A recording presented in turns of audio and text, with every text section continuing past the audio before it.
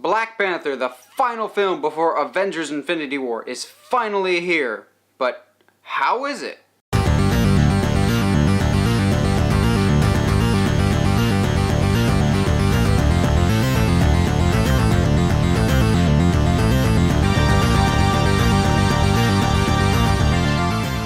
Hey movie fans, so I just saw Black Panther, the final film before Avengers Infinity War, as you heard me say. Now this movie, a lot of people were super excited for.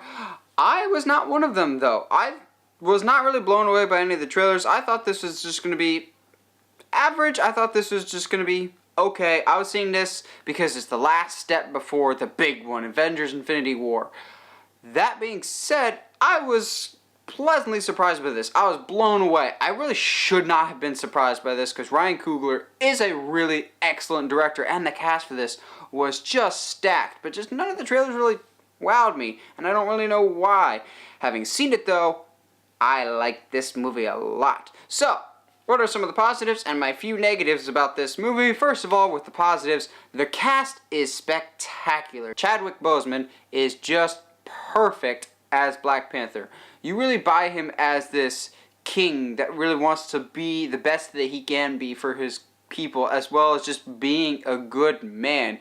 And they even say throughout the film, it's hard to be a good man and a king, but he's striving to be that and just be the best that he can. But a hero is only as good as his antagonist. And the villains in this movie, oh, they're just so much fun. You have Andy Serkis as Claw and Michael B. Jordan as Killmonger, and both of them bring different things to the table, but both of them bring their absolute A game. Andy Serkis, he is having so much fun as Claw. He is just having so much fun in this role. You can just tell he was just happy to be there. Michael B. Jordan, he actually went on record before this movie came out, more or less saying, I did this to make up for the sins of Fan 4-Stick, which if you've seen my 5 good things about Fantastic Four, well, Fan 4-Stick, you know I thought he was the best thing about that movie, so Michael, you really had nothing to make up for, you were fine. This, though, he takes it to a whole new level. Like, I will go on record saying, until Thanos proves me wrong, he is my new favorite Marvel villain. Killmonger is awesome. He brings this whole new complexity. He is not the standard Marvel villain. He is far better than that. There's a more interesting and dynamic story to him. He's very well-rounded. So you have your goofy villain with Andy Serkis, who's still a ton of fun, but you also have Killmonger, who he's a good polar opposite to everything that T'Challa stands for, and really is. They're two sides of the same coin, making for a really good antagonist. But film is more than just its hero and its villains. You gotta have good supporting characters, and holy cow, Black Panther has some great supporting characters. Marvel is just stepping up their game when it comes to supporting characters. Last time we had Korg from Thor Ragnarok, who I still love Korg so much. But this time, just a character I love, maybe just a tad bit less than Korg, but that's saying something because this character is awesome. Shuri, who is T'Challa's little sister, she is the tech head of the family, and just like the tech head of all of Wakanda, and she is literally just that little sister character. She is so great in this. She's so charming. The chemistry she has with Chadwick Boseman feels genuine. They feel like brother and sister who bicker and argue, but at the end of the day, they still care about each other. But then the rest of the cast is incredibly well-rounded. You have a lot of your stereotypical characters, like your wise old mentor, this time played by Forrest Whitaker, he's Forrest Whitaker, of course he brings his A game. But then you have T'Challa's guards, who steal the show. I would be okay with a movie just about them, just kicking butt and protecting Wakanda. Now this movie had a big task of setting up Wakanda and getting you to care about Black Panther's home and basically getting you invested in it, because we've seen in Avengers Infinity War's trailer that a good chunk of it will take place in Wakanda. So we're gonna have to get invested in Wakanda if we're gonna be spending so much time there, and we get a lot of time in Wakanda here, and I really like Wakanda. They did such a cool job of blending like an African style as well as a futuristic style, which is always kind of what I knew Wakanda to be in my kind of limited knowledge of the Black Panther lore. I didn't know too much about him from the comics, but yeah, I really liked what they did with Wakanda. It seemed like a very cool, vibrant place to live. That was just a really cool, thriving community.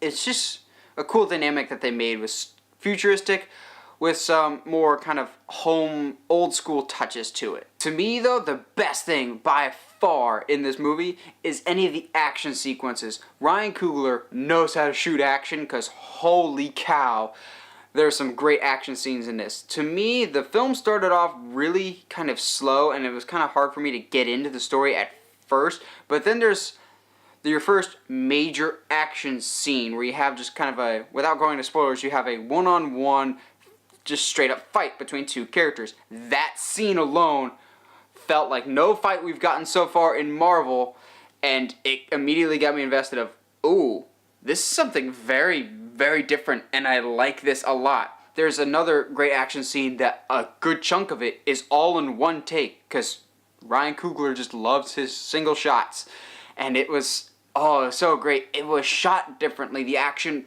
felt different from a choreography and character standpoint. It felt more gritty and realistic and in your face, and I really like the action set pieces for this. Now, I have a couple negatives, not very many though, because this movie is really solid. My few negatives are that this movie is a bit predictable.